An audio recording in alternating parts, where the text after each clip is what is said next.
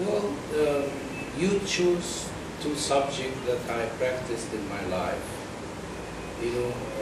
dancing and medicine. Of course, the passion is more for the dancing for a good reason, because I started dancing when I was a little kid. So the talent was already there.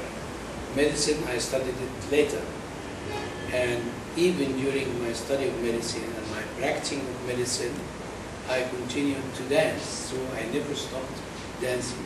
So to answer your question in a very direct way, the first passion, definitely go to the dance, because now after retiring from medicine, I devoted all my life and all my time to the dance.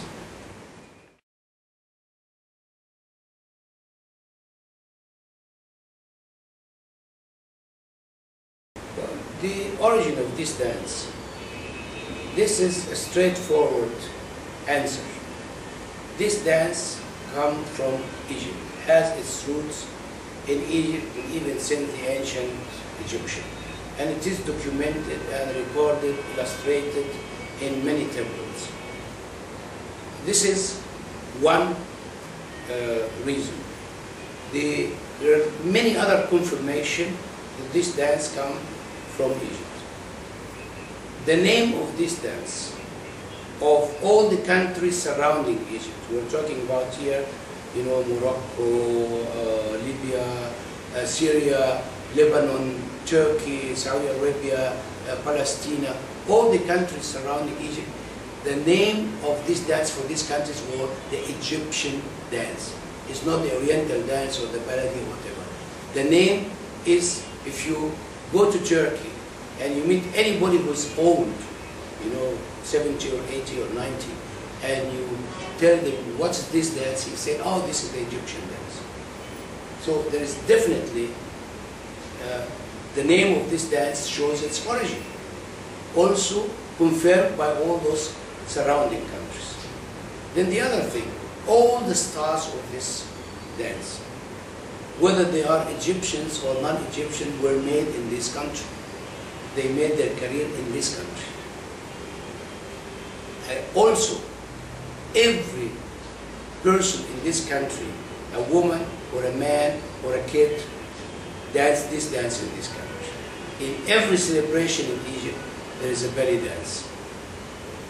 It is originally called for Egyptian baladi, which means local dance. So you have so many different things. Now, as I said, most of the dance, or all of them, were made here. All the music for this dance were made in this country by Egyptian or non-Egyptian composers, but it was made in this country. So I have no doubt that this dance has its roots in Egypt. However, I would say this is important for the history. But this doesn't mean that this dance belongs to the Egyptians alone. It belongs to the whole world. If American, if Spanish people, if other nation want to dance and they enjoy it, it's an art. It belongs to everybody. So nobody can claim it is mine and it's not yours. This is an art, a culture, belongs to all humanity.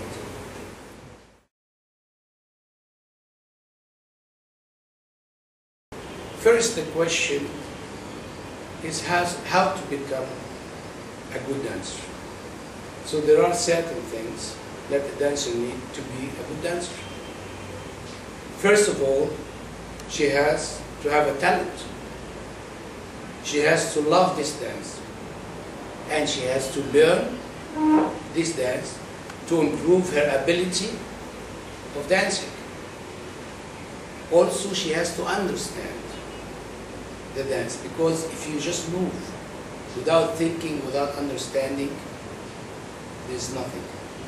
So you have to understand the dance, you have to understand what you do. In fact, the dance is like a language. You communicate with it. So you have to speak the language very clear that people can understand you.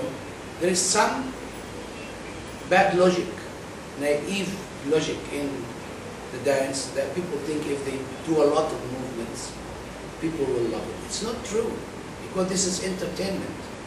You want to talk. When you talk to people, you breathe nicely. You talk clearly and slowly, that people understand you. If you say a sentence that is very difficult, you repeat it to make sure that people understand it. So there is one more thing which is very important to become a good dancer, is intelligence. A good dancer has to be intelligent, has to plan her dance, to know why I'm doing this, what kind of mood I have for this movement. So, at the end, when I say dance is very easy, it's just like walking, I would say at the same time, it's very difficult, because you have to put all those fine details, from breathing, to energy distribution, to control, to isolation, to tactics, intelligence. You put all this together, then you're a good dancer.